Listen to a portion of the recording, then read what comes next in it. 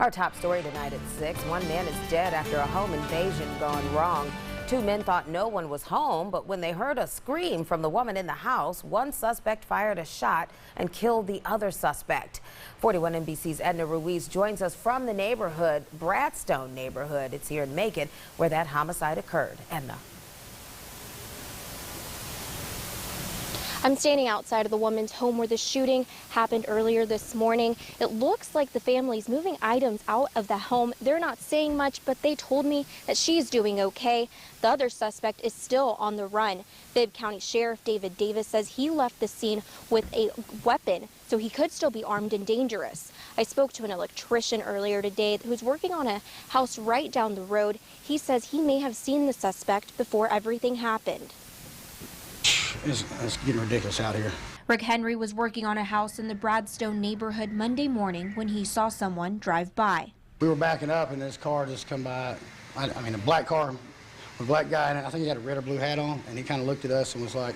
Henry says he had a strange feeling about it. And we kind of looked back and he just kind of stared at us and he was moving real slow. And we pulled out, and the next thing I know, there's cops flying everywhere. I didn't know if he had something to do with it or not.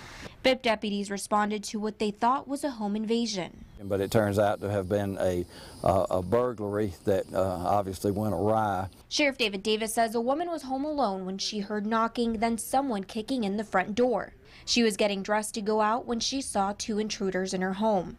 She yelled. The suspects started running out the front door, and one of them reached back and fired a shot back toward the house and then struck his partner in the head. Bibb County Coroner Leon Jones says 41-year-old James Young died at the scene.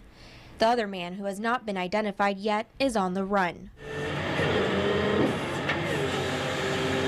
Investigators took a black Volkswagen from the scene, fitting the description Henry saw earlier. Sheriff Davis didn't confirm nor deny if it was involved. That may be a car of interest, or it might not be. So we just, it was sitting here looking suspicious, and we have a homicide, so we're going to kind of throw a net over anything that we see. One piece of evidence they didn't see was a gun. We're going to go with the assumption that this person is still armed and possibly dangerous.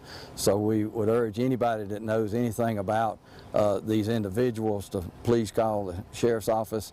Henry says he's in shock, but when he saw the black car, he knew something wasn't right. Right off the rip. It looked like maybe he was looking out for somebody or something, you know.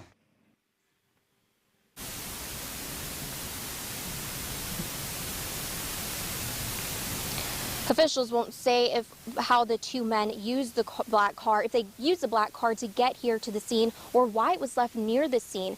We also don't know if the suspect ran away on foot or in a car. Of course, we're going to learn all of that as investigators continue to develop this story. Reporting live in Macon, Edna Ruiz, 41 NBC News.